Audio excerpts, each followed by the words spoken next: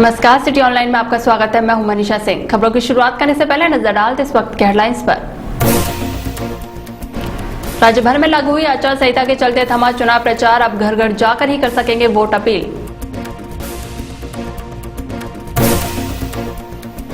जमीन विवाद के चलते 1 दर्जन लोगों ने वकील पर किया हमला, दूदू पुलिस ने लिया आरोपियों को हिरासत में।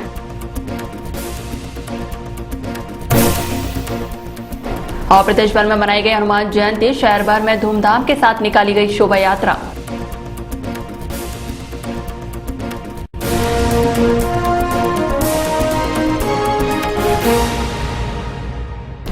और अब खबरें विस्तार से। हनुमान जयंती प्रदेश भर में हर्षोल्लास के साथ मनाई गई और राम भक्त हनुमान के गुणगान किए गए। दुर्लभ संयोग की मंगलवार को 4 साल बाद अंजलि के लाल हनुमान जयंती का पर्व मनाया जा रहा है। इससे पूर्व 2010 में मंगलवार को मनाई गई थी एवं आगामी हनुमान जयंती 2021 में मंगलवार को मनाई जाएगी। हनुमान जयंती पर पवन पुत्र के भक्तों ने अल सुबह से ही हनुमान मंदिरों में अपना शीश नवाया और सुख शांति की कामना की। जयंती के पर्व पर राम भक्त के भक्तों ने जबरदस्त उत्साह के साथ कई धार्मिक अनुष्ठानों का आयोजन भी किया। चांदपुर हनुमान मंदिर, सांगानेरी गेट हनुमान मंदिर सहित शहर के अनेक मंदिरों में हनुमान जयंती का पर्व बड़ी धूमधाम के साथ मनाया गया।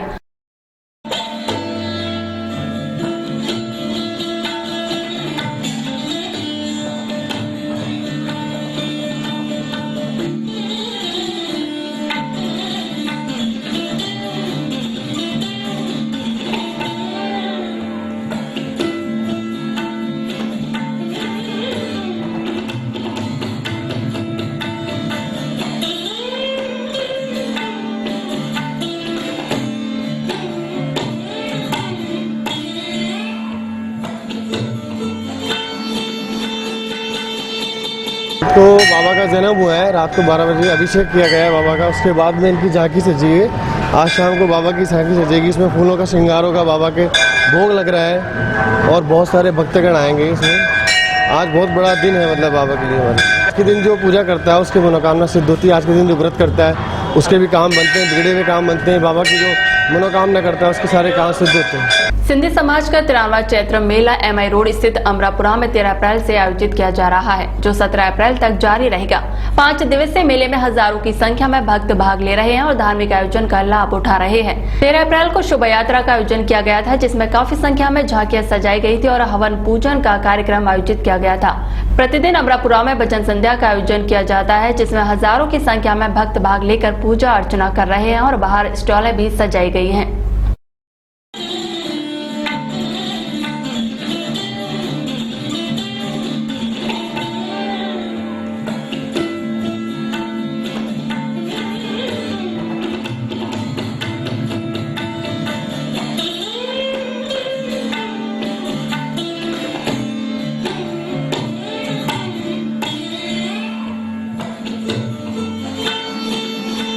तारीख से स्टार्ट हो गए, 17 तारीख तक जो ये कार्यक्रम चलेगा।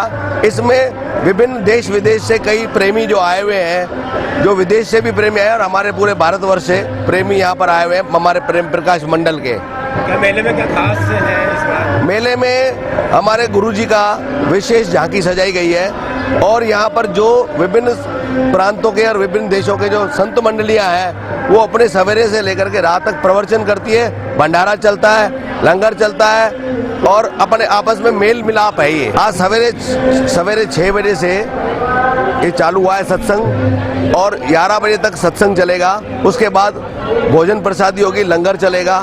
लंगर के बाद में फिर वापस 3 बजे 2:30 बजे वापस सत्संग चलेगा, जो रात्रि को 9:30 बजे तक चलेगा। उसके बाद फिर वो भोजन प्रसादी होगी और लोग अपने आपस में जो मिलते जुलते रहते हैं। मेल मिलाप केंद्र ही हमारे समाज का, हमारे गुरुजी का। 17 तारीख को हमारा समापन है, पलाव रहता है। सवेरे 6 बजे पलाव का टाइम है, उसका वो समापन होगा। हमारे गुरुजी स्वामी भगत प्रकाश जी महाराज इसका समापन करेंगे विधिवत रूप से और फिर देश विदेश से लोग जो आए हुए हैं वो अपने अपने घरों को प्रस्थान कर जाएंगे। ये हमारे जयपुर में मेला मनाया जा रहा है। जयपुर हमारा ये गुरु दरबार है। हमारा प्रेम प्रकाशियों का सबसे बड़ा गुरु दरबार जयपुर दरबार है। उसको जहाँ ये हमारा हरिद्वार से भी बड़ा है। हमारा ये पवित्र स्थान जिसके लिए लोग बाग हजारों करोड़ों रुपए खर्च करके, लाखों रुपए खर्च करके खाली इसी वजह से आते हैं कि हमारे गुरुजी से हमारे गुरु दरबार पर आएंगे और उसमें हमारे को पवित्रता मिलती है। ये हमारा महाकुंभ हमेशा यही क्षेत्र मेला मनाया जाता है। ओम श्री सतनाम साई की ये हमारे गुरु महाराज जी का 93वां जन्मोत्सव मनाया जा रहा है, जिसमें 13 तारीख से हमारा प्रोग्राम चालू हुआ है, 18 तारीख से चलेगा। इसमें देश विदेश से हमारे श्रद्धालु और हमारे जितने भी हैं सारे जयपुर के ऑल इंडिया के जितने भी हैं सब यहाँ श्रद्धालु यहाँ आते हैं। यहाँ रहने करने की हमारी व्यवस्था होती है और ये हमारे महाराज जी का बड़ा धूमधाम से मनाया जाता है। इसमें हमारी 13 तारीख को शोभा यात्रा निकली थी। इसमें शोभा यात्रा में कम से कम 20 से 25 झांकियाँ निकली थी, जिसमें देश विदेश की भी सबकी अलग अलग पोशाक में अदर अपने अपने तरीके से अच्छी तरीके से शोभा यात्रा बहुत सुंदर तरीके से निकली थी। और इसमें 5 दिन का यज्ञ चलता है, इसमें लंगर वगैरह सब होता है। और 13 तारीख को हमारा झंडारोहण भी हुआ था ऊपर। उससे 17 तारीख को हमारा सुबह 7 बजे पलो पढ़ के और ये मेले की समापनी होगी। शांतिपूर्ण मतदान कराने के उद्देश्य से जयपुर में पुलिस और सुरक्षा बलों ने रूट मार्च किया। सोडाला इलाके में पुलिस फोर्स ने गाड़ियों से इलाके में गश्त की और फोर्स ने श्यामनगर, न्यू सांगानेर रोड, मानसरोवर इलाके में मार्च कर लोगों को निर्भीक होकर मतदान करने की अपील की।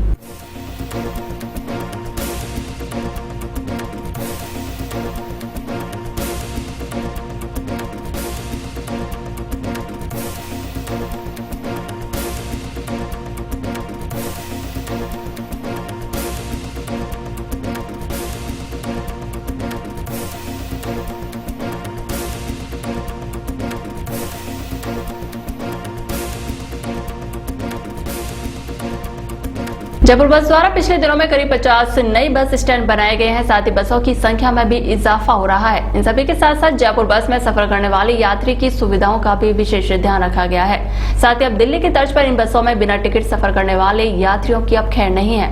अब तक प्रशासन द्वारा चलाए जा रहे चेकिंग अभियान में किसी बस में कोई सवारी बिना टिकट सफर करती मिलती थी तो बस कंडक्टर को जुर्माना भरना पड़ता था, मगर नए नियमों के क्रियान्वयन से बिना टिकट यात्रा कर रही सवारी पर भी जुर्माना होगा।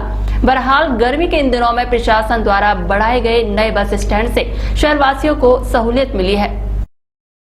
टिकट लेके ही यात्रा करने का उत्तरदायित्व है, तो इसके संबंध में भी विचार करके ये निर्णय लिया गया है कि सभी बसों में इस बात का अंकन कराया जाए कि यात्री यात्रा करते वक्त टिकट लेकर ही यात्रा करे, और अगर यात्री टिकट लेकर यात्रा नहीं करेगा तो उन पर भी जुर्माना लगाया जाएगा। लोकसभा चुनाव 2014 की उल्टी गिनती शुरू हो चुकी है। 17 अप्रैल को होने वाले इन चुनावों का पिछले 15 दिनों से चुनाव प्रचार चल रहा था।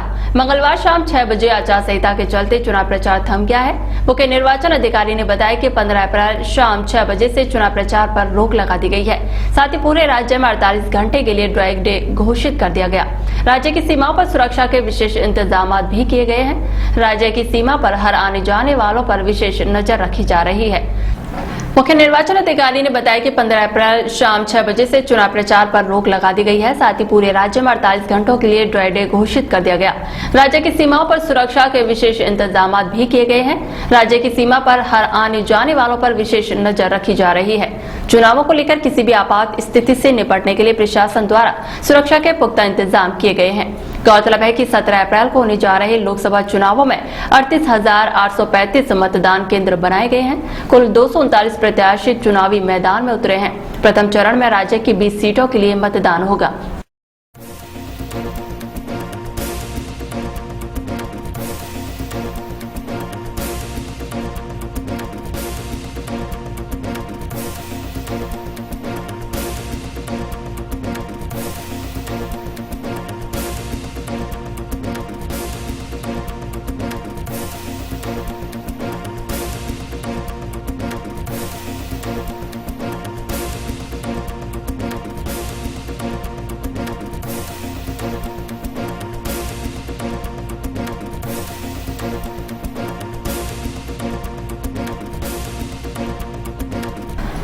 फटाफट क्रिकेट में सबसे लोकप्रिय टूर्नामेंट आईपीएल का आगाज होने जा रहा है। लोकसभा चुनाव के कारण इस बार आईपीएल के मैचों को अलग अलग चरणों में बांटा गया है। आईपीएल के पहले चरण के मैच अबू धाबी, शारजाह और दुबई में खेले जाएंगे। राजस्थान रॉयल्स के फैंस इस बार आरआर का एक भी मैच होम ग्राउंड पर नहीं होने के कारण थोड़े निराश हैं, मगर शेन वॉटसन और अजिंक्य रहाणे के टीम में होने से काफी उत्साहित भी हैं। आईपीएल के पिछले चरण में आरआर के शानदार प्रदर्शन को बरकरार रखने के लिए मिस्टर भरोसेमंद राहुल द्रविड़ को टीम का मेंटर बनाया गया है। राहुल मैच के दौरान डग आउट में टीम के साथ बैठकर टीम का मार्गदर्शन भी करेंगे। रेलवे की ओर से अनारक्षित टिकटों की बिक्री बढ़ाने के लिए इन दिनों बिना टिकट यात्रियों की धरपकड़ का फॉर्मूला अपनाया जा रहा है। आज भी गांधीनगर, जगतपुरा और खातीपुरा स्टेशन पर 6 ट्रेनों में टीटीआई और आरपीएफ की संयुक्त टीमों ने अभियान चलाकर बिना टिकट यात्रियों पर कार्रवाई की। हालांकि औचक कार्रवाई की सूचना यात्रियों को पहले ही मिल जाने से कई यात्री ट्रेन की चैन पुलिंग कर भाग खड़े हुए, लेकिन आरपीएफ जवानों ने चारों ओर से घेराबंदी कर दर्जनों यात्रियों को पकड़ा। सुबह के सत्र में चेकिंग के दौरान करीब 200 बिना टिकट यात्रियों को पकड़ा गया। तो वहीं रेलवे सूत्रों का कहना है कि लगातार चलाए जा रहे अभियान से रेलवे के अनारक्षित टिकटों की बिक्री में 20% का इजाफा हुआ है। ऐसे में अभियान को अभी 2 महीने और चलाया जा सकता है।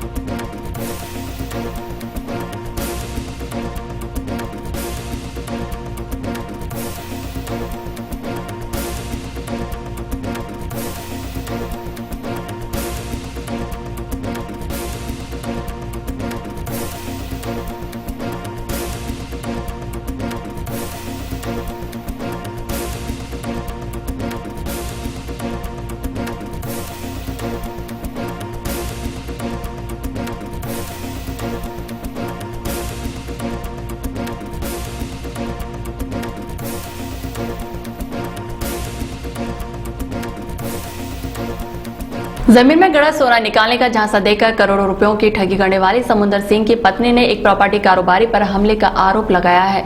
समुंदर सिंह और राजपूत कुमावत की पेशी के दौरान मिलने आए परिजनों ने बताया कि बीती रात को अजमेर में एक प्रॉपर्टी कारोबारी ने घर पर हमला बोल दिया। समुंदर सिंह की पत्नी आरती मीणा ने पुलिस कंट्रोल रूम फोन करके इसकी सूचना भी दी, लेकिन पुलिस के पहुंचने तक आरोपी मौके से फरार हो गया।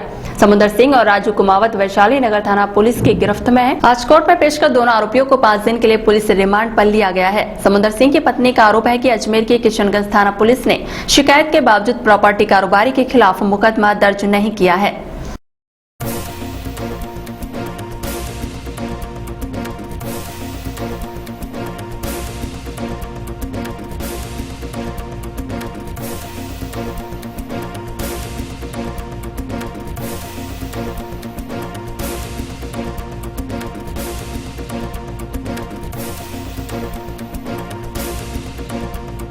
के आई और ऊपर है ना गेट लग रहा था, मेन गेट होके तो आए नहीं, ऊपर पता भी नहीं चला कि कब अंदर घुस गए। उसके बाद में ना गेटों के धक्के मारने लग गए। 100 नंबरों पे पुलिस को फोन करी तो पुलिस भी खूब नाटक करी।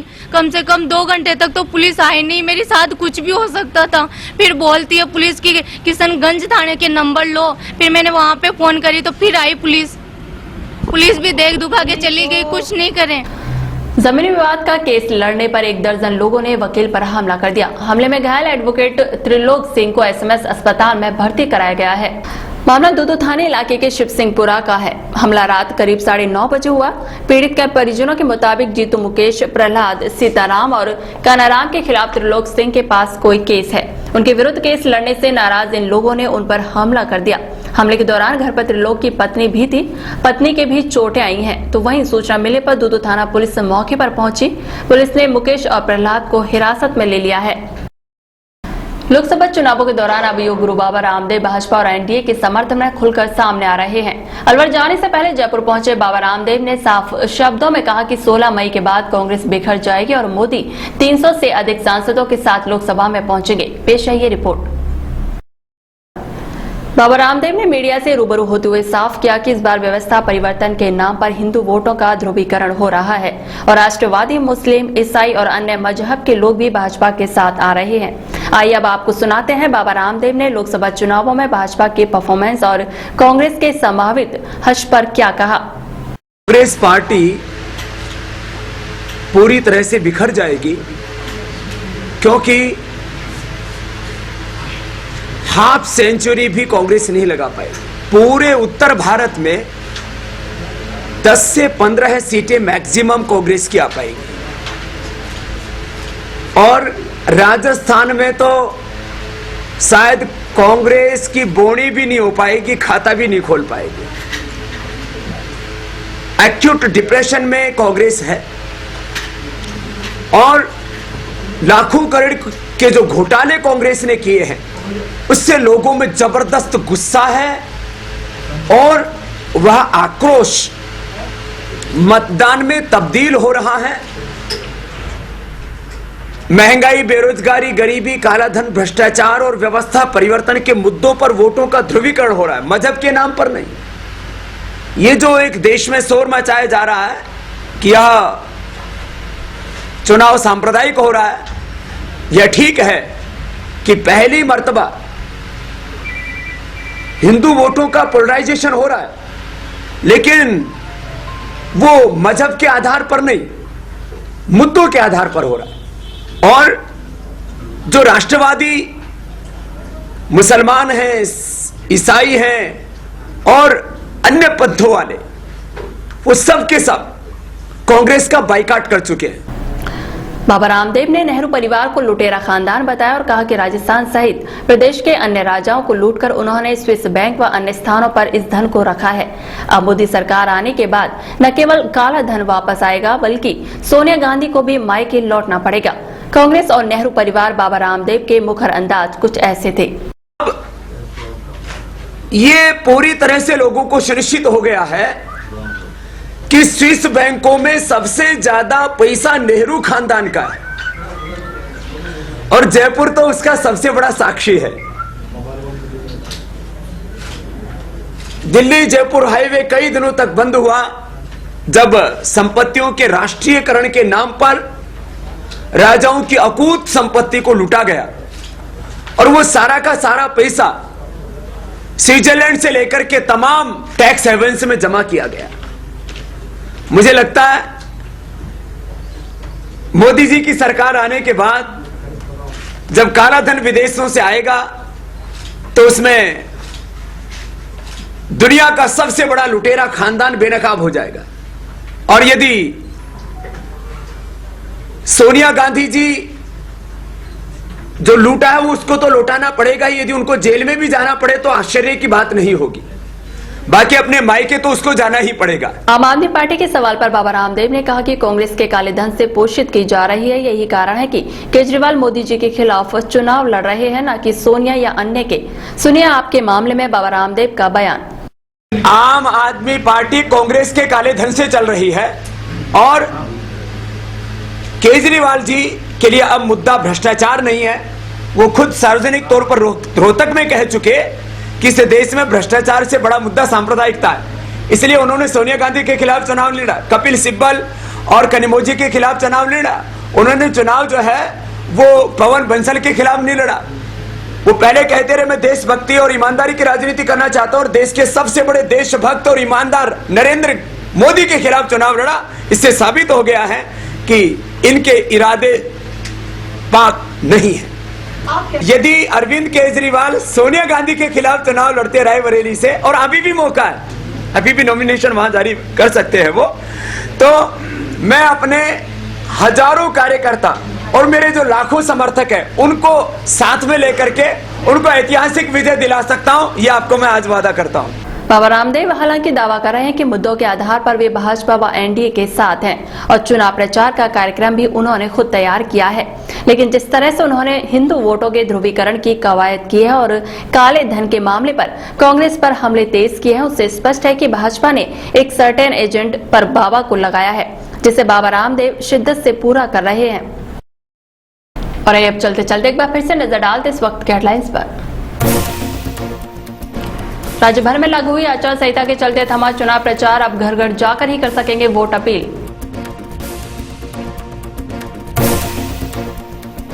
जमीनी विवाद के चलते 1 दर्जन लोगों ने वकील पर किया हमला, दूदू पुलिस ने लिया आरोपियों को हिरासत में।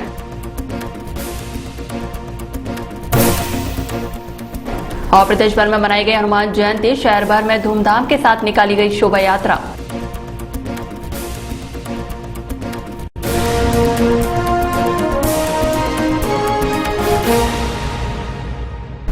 फिलहाल इस बुलेटिन में इतना ही। आप बने रहिए हमारे साथ। शहर के हर खबर CTI पर। नमस्कार।